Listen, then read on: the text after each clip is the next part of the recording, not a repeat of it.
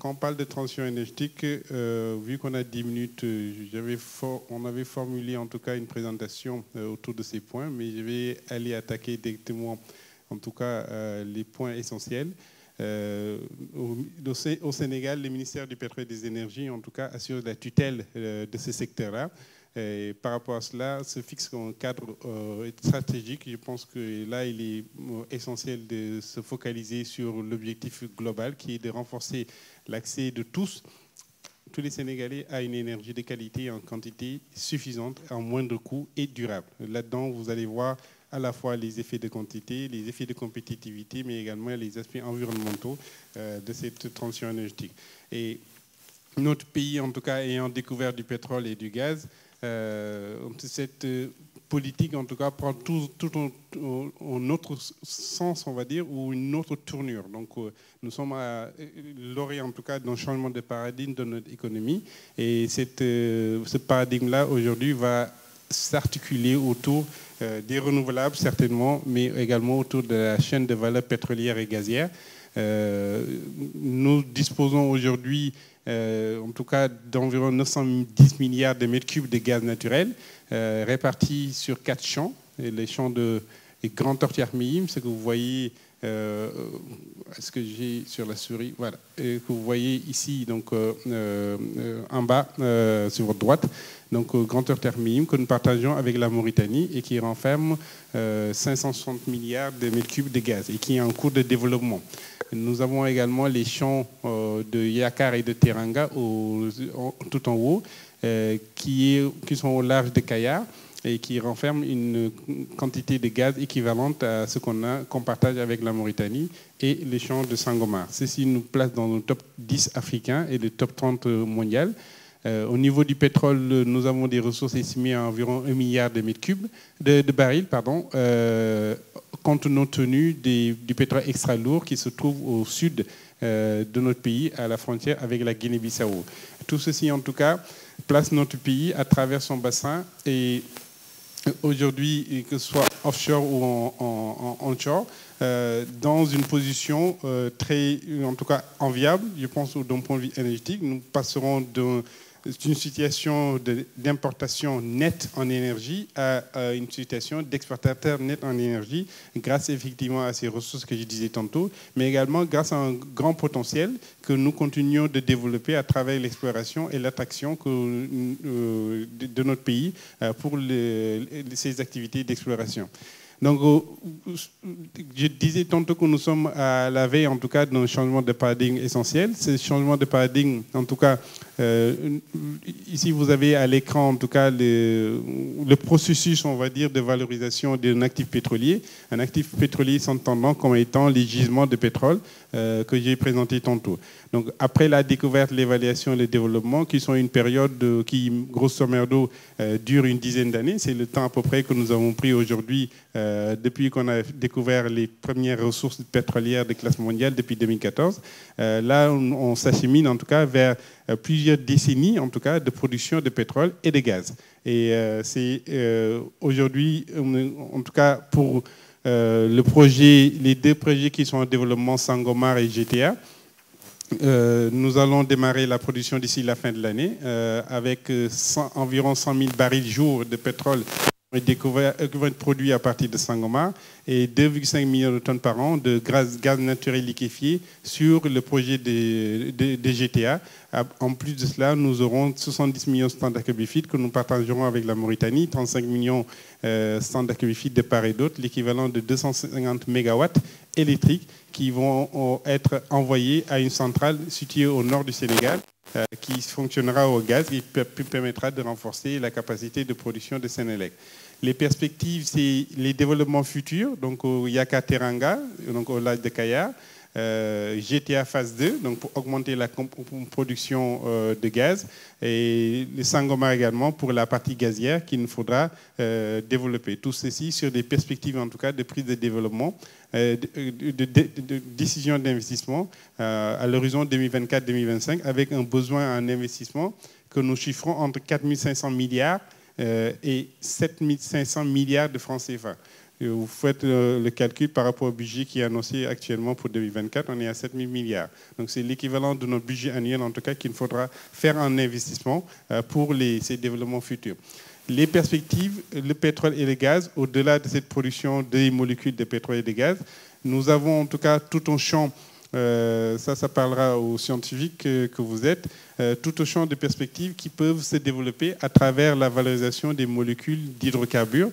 Si on prend le cas du pétrole, donc avec le pétrole brut, ça, c'est une industrie que nous avons déjà au Sénégal avec la raffinerie de la SAR. Donc, on peut en tout cas faire ce raffinage et produire donc le gasoil, l'essence dont nous avons besoin. Mais au-delà de cela, nous avons les possibilités à travers les pétrochimie, à travers la pétrochimie et des combinaisons croisées avec nos autres ressources, que ce soit le phosphate, les métaux, les minéraux, etc., possibilité de développer des industries, que ce soit pour les engrais, pour la sidérurgie, mais également pour la valorisation de ressources naturelles de nos voisins. On pense notamment à la Guinée, qui dispose d'importantes ressources en bauxite. Bauxite qui est le précurseur, en tout cas, qui va donner l'aluminium, mais qui a comme particularité des très énergivores, donc avec de l'énergie à bas coût, que ce soit à travers le gaz naturel ou à travers, on va dire, les réseaux WAP, donc ça parlera aux électriciens, le West African Power Pool, nous pourrons exporter de l'électricité, en tout cas, qui pourra être à bas coût et être intéressant pour la valorisation de ces ressources. Donc, c'est des perspectives tant au niveau national que régional dont on est en train de parler.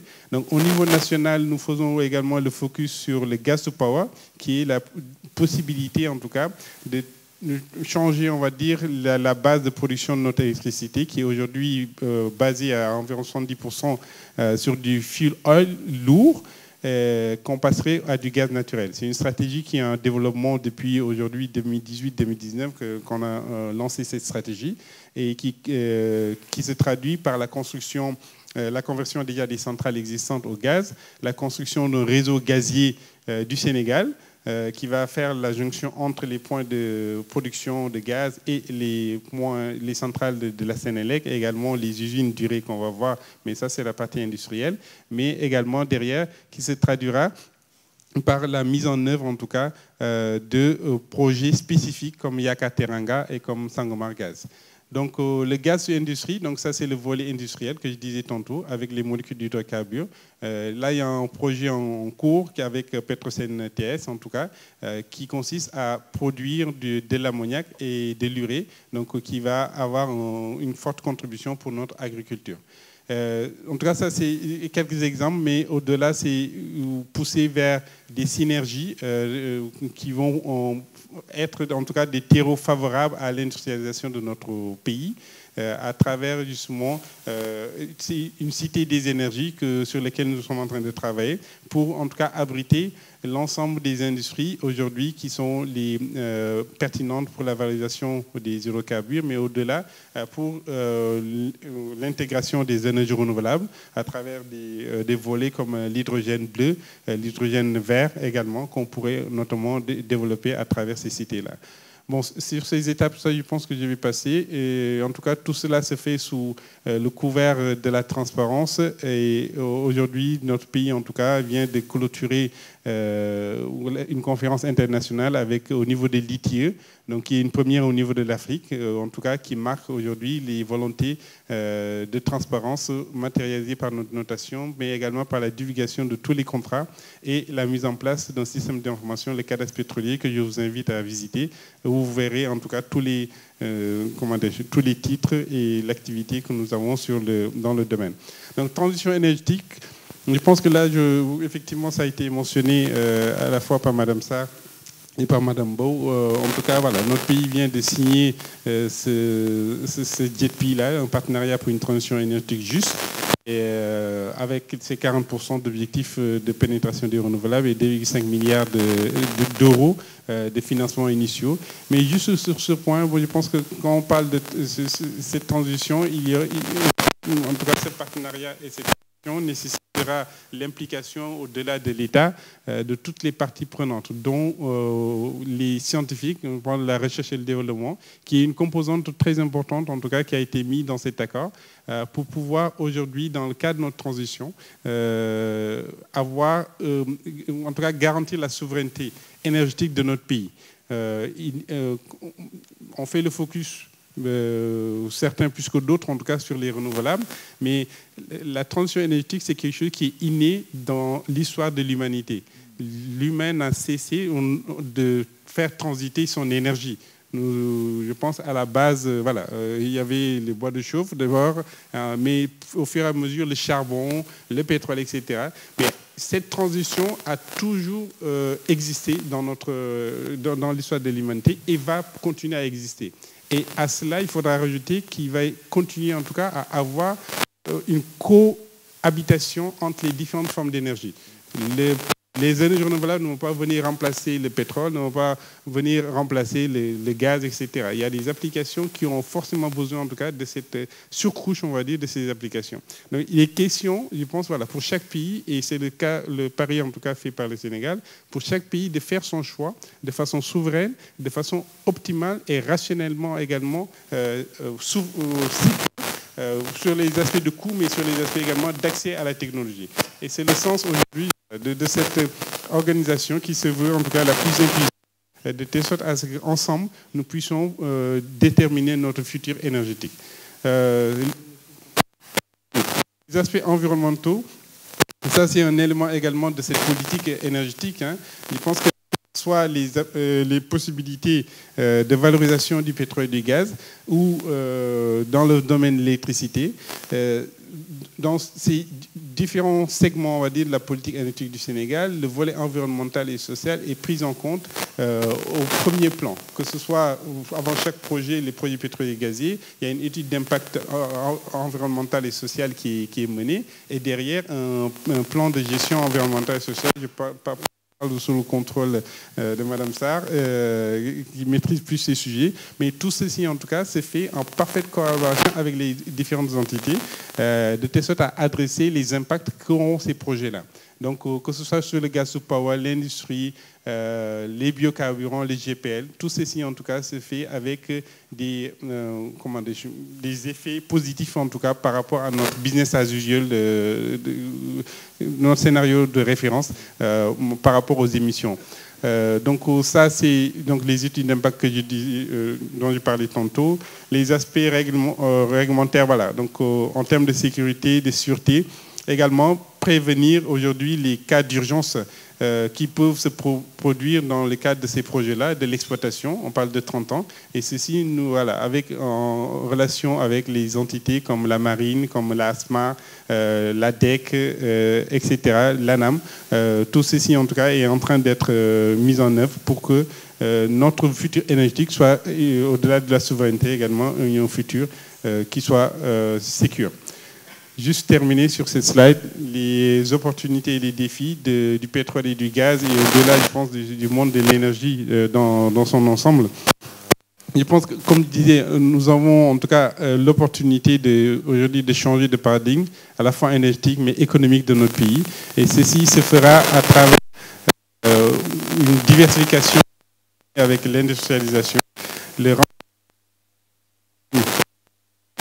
également la baisse des coûts de l'énergie, un frein en tout cas à nos activités économiques. Pour ce faire, en tout cas, il est important, voilà, de continuer le renforcement qui est déjà en cours avec des bras opérationnels de l'État et leur synergie dans les actions et les portefeuilles qui leur sont confiés, mais également d'assurer la durabilité de la stratégie nationale de développement. Aujourd'hui, voilà, nous sommes en tout cas dans des économies qui sont sur le long terme. Des décisions qui sont prises aujourd'hui auront des impacts dans 5 ans, dans 10 ans, dans 20 ans. De telle sorte que toutes ces décisions doivent être faites de façon optimale et rationnelle.